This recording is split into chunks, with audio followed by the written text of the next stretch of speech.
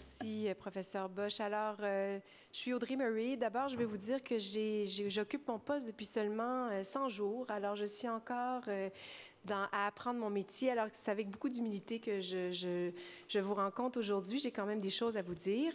Je veux remercier le comité sectoriel de me donner la chance d'être avec vous. Donc, je vais vous parler de concertation.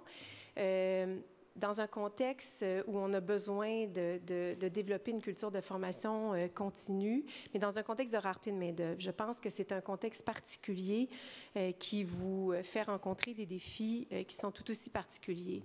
Donc, vous connaissez les chiffres dont je vais vous parler parce qu'ils sont relayés par les médias presque tous les jours depuis plusieurs mois. Ce qu'il y a de particulier dans le plein emploi que rencontre le Québec en ce moment, il faut se le dire, c'est que c'est la première fois de notre histoire.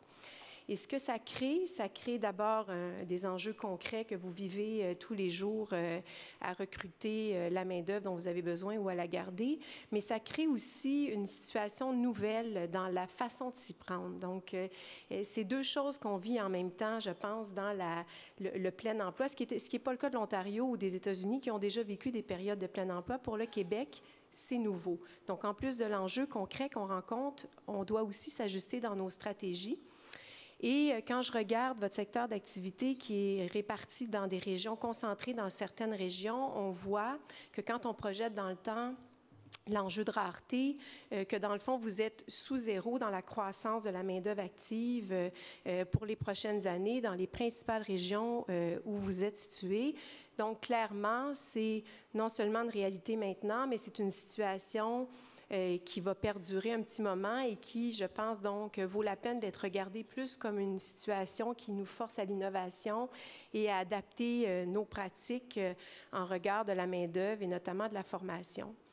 Ce qu'on sait aussi, grâce aux travaux qui ont été pilotés dans les dernières années, notamment en concertation avec les partenaires du marché du travail, M. Bosch en a parlé de l'importance d'arrimer nos réflexions en ce moment par rapport aux défis du marché du travail avec les partenaires du terrain, c'est qu'on va avoir plus de 1,3 million de postes à pourvoir et que ces postes-là, ce qu'il faut se dire, c'est qu'ils vont provenir évidemment principalement des jeunes qui vont sortir avec des diplômes de nos centres de formation, de nos universités, mais il faut aussi penser maintenant que cette main-d'œuvre-là va provenir de nouveaux bassins de main-d'œuvre, que certains secteurs d'activité ont peut-être eu moins l'occasion d'accueillir. On parle bien sûr beaucoup des immigrants, mais tout à l'heure, je parlais avec la dame responsable de la grappe. Là, je demandais si au Saguenay, il y avait beaucoup d'Inuits qui travaillaient. Je pense que sur la Côte-Nord, c'est le cas, mais peut-être un peu moins au Saguenay. Mais tout ça pour dire que quand on regarde la provenance de la main-d'œuvre, on voit qu'il y a un enjeu de diversifier et aussi de tenir compte dans vos innovations, dans la façon que vous avez d'intégrer, d'attirer la main-d'œuvre de cet élément-là qui est très réel, qui est déjà commencé sur le terrain. Or, le constat, c'est que votre secteur d'activité présente une moyenne plus âgée. Et je ne l'ai pas nommé, mais tout à l'heure, dans les stratégies pour traverser l'enjeu de rareté, on sait qu'on va devoir trouver des façons de garder en emploi plus longtemps la main-d'œuvre qui est âgée. Donc, on peut penser que dans votre secteur d'activité, c'est déjà un enjeu que vous rencontrez.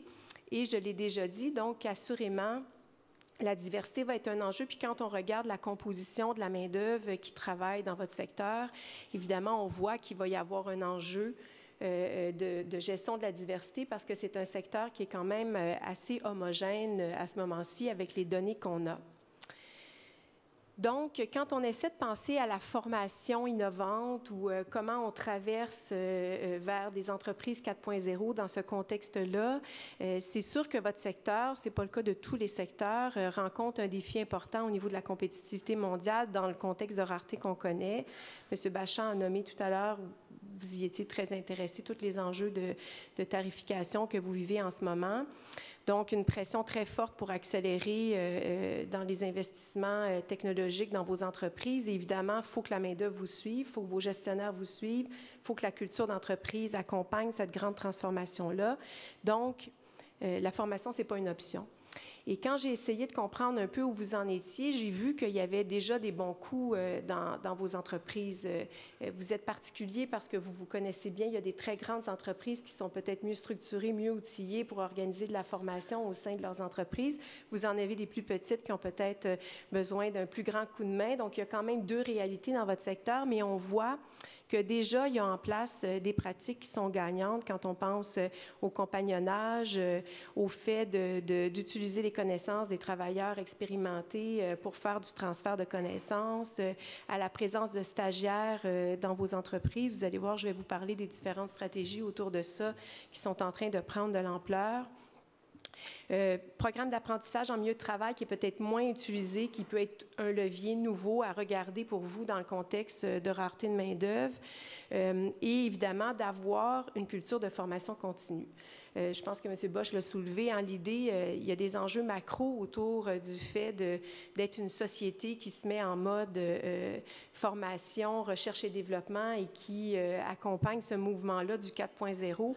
Mais dans les entreprises, ça devient très important d'avoir des processus qui font qu'on s'habitue à cette dynamique de formation. Quand on parle de formation continue, on trace les chemins, on trace les processus pour être capable d'amener nos équipes à y adhérer plus facilement. Donc, dans les pratiques innovantes en formation, ce dont on m'a demandé de vous parler, je me suis dit que c'était une bonne idée de les regarder désormais dans le contexte de rareté en décortiquant un peu les enjeux autour des enjeux d'attrait, des enjeux d'intégration puis des enjeux de maintien en emploi, parce qu'on ne peut plus imaginer la formation juste avec notre main-d'œuvre qu'on va garder pendant 30 ans. C'est plus ça qui se passe, vous le savez mieux que moi, dans les entreprises. Donc, dans les pratiques innovantes en formation, c'est sûr que vous pouvez avoir des stratégies qui vont vous permettre d'attirer de la main-d'œuvre. Donc, toutes les stratégies qui se mettent en place, puis vous allez voir, je vais vous parler tantôt de comment les politiques publiques, le ministère de l'Éducation, Emploi, tout ça, on est challengé par ces pratiques-là. Il faut, je pense, développer des stratégies d'intégration d'étudiants en stage dans vos entreprises. Et évidemment, les centres de formation doivent vous accompagner là-dedans. Il faut qu'on pense et qu'on se rapproche. D'ailleurs, le modèle allemand fait l'objet de beaucoup d'études au Québec depuis quelques années pour essayer de l'intégrer davantage. Là, il y a des projets pilotes qui sont en cours. Il faut qu'on pense l'apprentissage en alternance travail-études. C'est clair qu'on est rendu là. On a même peut-être un peu de retard dans ces dynamiques-là, et ça devient des facteurs, des stratégies de formation qui peuvent aussi, en même temps, dans le contexte de rareté, être des leviers d'attraction, parce qu'évidemment, vous apprenez à connaître ces étudiants-là que vous rentrez, et eux apprennent à vous connaître, et il peut y avoir des rencontres qui vont durer dans le temps. Je dirais qu'il faut aussi se mettre à l'œuvre pour mieux comprendre comment la main-d'œuvre réfléchit. Dans les stratégies de formation, et ça, c'est une piste qu'à la Commission des partenaires du marché du travail, on va essayer d'explorer avec vous là, dans les prochains mois. On veut faire une grande enquête. On pense que la formation est un levier d'attraction puis de maintien en emploi important pour les jeunes. Donc, dans la façon de vous afficher dans votre culture d'entreprise pour aller chercher la main-d'œuvre, on pense que c'est un levier qui va devenir de plus en plus important. Et finalement, tout à l'heure, quelqu'un en a parlé dans le panel de cet avant-midi. Il faut, puis là, bien, on ne peut pas se limiter juste au branding, là, mais c'est sûr que la compréhension que les gens ont de votre secteur, que les jeunes ont de votre secteur, des métiers, des opportunités d'emploi, donc l'amour de votre secteur et des professions et métiers qui s'y retrouvent, il faut essayer d'augmenter un peu le niveau pour être capable de relever le défi d'attrait et d'être innovant dans la façon de s'y prendre. Au niveau de l'intégration, c'est sûr que ce qu'on voit, il y a un défi pour les gestionnaires d'accompagner les entreprises dans l'arrivée du 4.0 dans un contexte de rareté au Québec. Donc, il y a de plus en plus de gens qui se mettent en marche pour soutenir aussi l'évolution des habiletés des gestionnaires dans l'accompagnement des entreprises. Donc, il ne faut surtout pas penser la formation ou les enjeux de formation innovantes que pour la main-d'œuvre qui est sur la production ou la main-d'œuvre qui est en mode production. Donc, avoir recours à la reconnaissance des acquis, je sais que ça se fait dans votre... Ça veut-tu dire que c'est déjà terminé? C'est cela. C'est vrai? OK, d'accord, j'accélère. Mon Dieu, ça passe vite. Donc, vous dire que je sais que ça se fait aussi déjà dans votre secteur, on m'en a parlé, mais avec l'arrivée probablement d'une nouvelle main-d'œuvre, notamment les immigrants, c'est possible maintenant d'avoir des stratégies qui vont permettre la reconnaissance des acquis en entreprise. C'est quelque chose qui se fait déjà, mais qui doit s'accélérer et ça doit faire partie de vos outils, à mon avis, qui sont mis à votre disponibilité et dont vous êtes au fait pour être capable de les utiliser correctement pour intégrer de la nouvelle main-d'œuvre, parfois qui vient peut-être d'ailleurs dans vos entreprises.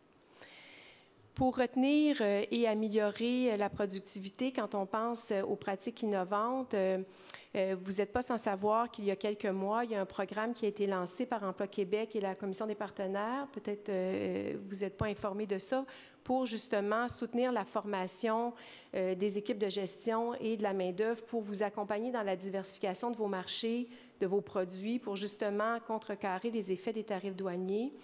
Du côté d'Emploi Québec, c'est une formation, c'est un accompagnement d'Emploi Québec qui vise à vous aider à mettre en place vos stratégies de diversification, comme je l'ai dit, en ayant démontré que vous êtes affecté par les tarifs douaniers. Puis pour les entreprises qui ne le sont pas encore, mais qui ont un potentiel d'être frappées par des tarifs douaniers, considérant l'instabilité mondiale, il y a aussi maintenant un accompagnement qui vous est offert pour prévenir les coûts d'avance par la Commission des partenaires. Donc, encore là, je pense que c'est des stratégies de formation gagnantes. La diversification fait partie de ce qu'il y a à regarder dans ce qu'on veut dire par 4.0. J'accélère. Donc, j'atterris sur la concertation. Je vais appuyer le message de mon prédécesseur. Le défi du 4.0 dans le contexte de rareté de main-d'œuvre en lien avec les stratégies de formation force le jeu pour qu'on travaille davantage en transversal ensemble, à l'intérieur de vos entreprises, mais aussi au niveau des politiques publiques, donc le ministère de l'Éducation, de l'Emploi, du Développement économique, avec la Commission des partenaires, pour offrir une palette d'outils qui va permettre de traverser cette transition-là et d'espérer la continuité de la prospérité, évidemment, de votre secteur et du Québec. Donc, il faut que les lieux de concertation, on les regarde peut-être d'une nouvelle façon. On est chanceux, on en a des instances de concertation. C'est une image qui montre que la Commission des partenaires, c'est un organisme qui a 20 ans, mais qui s'appuie sur notamment des comités sectoriels. À mon avis, on peut redonner vie un peu à cette grande concertation pour qu'elle soit plus près des enjeux que les secteurs vivent et qu'on vous accompagne mieux et que vous voyez qu'il siège aussi sur ce comité-là les responsables sous-ministériels de l'éducation, de l'immigration, du développement économique et de l'emploi pour que du côté public, comme pour vous, c'est un défi dans vos entreprises, on travaille davantage en transversal et puis qu'on innove. Hein? Donc, le défi du 4.0, c'est aussi pour les politiques publiques et pour la façon dont on déploie les services puis les mesures sur le terrain. Voilà.